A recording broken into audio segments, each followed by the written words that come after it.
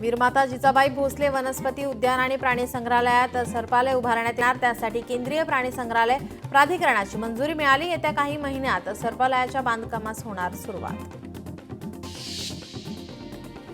पवई अंधेरी धारावीमध्ये आज पाणी टंचाई, तानसा जलवाहिनीला गळती लागल्याने पाणी पुरवठा ठप्प। पाणी जपून वापरण्याचं प्रशासनाचं आवाहन, जलवाहिनी दुरुस्तीचं काम वेगानं सुरू।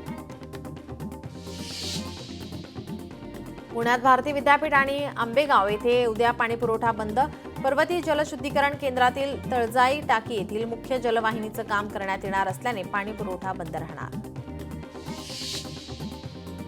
पुढील 2-3 दिवस मुंबईतील तापमानात घट होण्याचा अंदाज, हवामान विभागाकडून माहिती। उत्तरेकडून येणाऱ्या जोरदार वाऱ्यांमुळे तापमानात घट होणार असल्याची माहिती।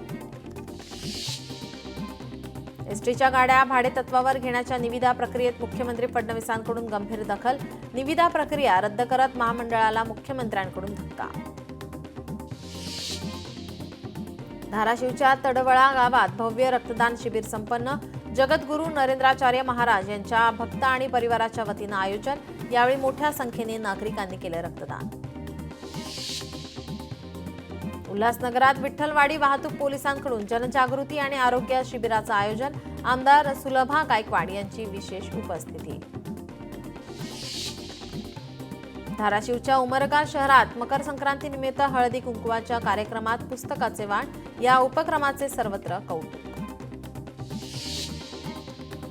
उल्हासनगरात एका बांगलादेशी महिलेला अटक। महिलेकडे कोणतेही अधिकृत कागदपत्रे आढळून न आल्याने केली अटक। उल्हासनगर गुन्हे शाखेच्या पोलिसांची कारवाई। हमासला संपवू शकलो नाही म्हणून इस्रायलच्या लष्कर प्रमुखांनी दिला राजीनामा। कमांडर लेफ्टनंट जनरल हेरजी हालेवी यांनी दिला राजीनामा। युद्धबंदीवर हेरजी हालवी यांची नाराजी व्यक्त। लोकशाही मराठी ऐका, पहा, जागरूक रहा।